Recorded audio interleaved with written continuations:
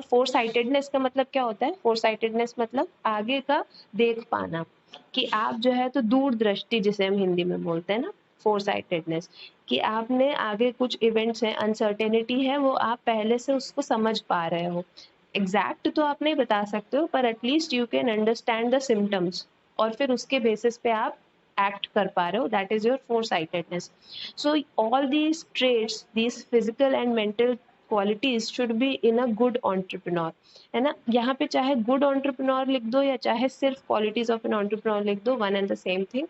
So physical and mental qualities में ये आ गया आपका optimism होना चाहिए. optimism का मतलब क्या? पॉजिटिव एवरी टाइम, है ना, कि हम कभी भी नेगेटिव ना होना. अगर लॉस भी हो रहा है तब भी आप आगे बढ़ते जा रहे हो, आप सोच रहे हो कि नहीं भाई स्टार्टिंग है तो हम आगे चल करके प्रॉफिट जनरेट कर पाएंगे. डायनेमिक आइडियाज होना, dynamic ideas meaning there should be changes, there should be something completely new at each stage of your idea. आप जब नेक्स्ट आइडिया जनरेट करो, क्रिएट करो, तो it should be completely different. Dynamic मतलब things that can change, है ना, और static मतलब a thing that is completely stable, जो चेंज नहीं हो रही है. सो डायनेमिक आइडियाज होने चाहिए आपके, चैलेंजेस लेने के लिए आप विलिंग होने चाहिए. तो ये सारे आपके क्वालिटीज हो गए एंटरप्रेन्योर के. देन इसमें आ गया आपका सोशल एंड मॉरल क्वालिटीज. अब सोशल एंड मॉरल क्वालिटीज मतलब कि because entrepreneur is a human being of course, and he is governing and he is controlling an entity.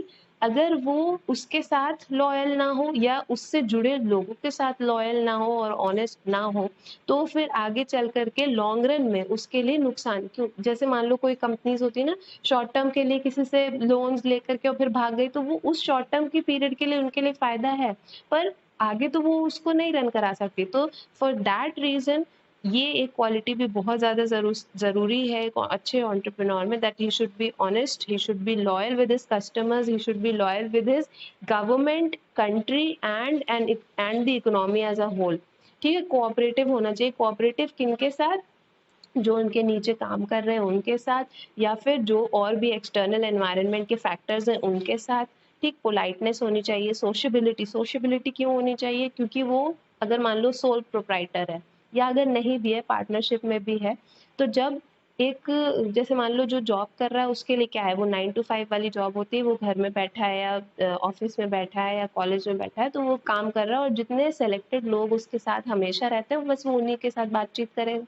पर एंटरप्रेन्योर्स के साथ ये नहीं रहता है. उनके साथ ये रहता है कि उनको रेगुलर हर दिन नए लोगों से मिलना रहता है, अपने आइडिया के बारे में एक्सप्लेन करना होता है, उन्हें मार्केटिंग करनी होती है, बहुत सारी चीज़ें होती हैं. तो अगर वो सोशल नहीं होंगे, अगर वो इंट्रोवर्ट होंगे, वो एक्सट्रोवर्ट नहीं होंगे, तो फिर ये उन्हीं के लिए नेगेटिव पॉइंट की तरह काम आएगा. So sociability is also very very important for a good entrepreneur.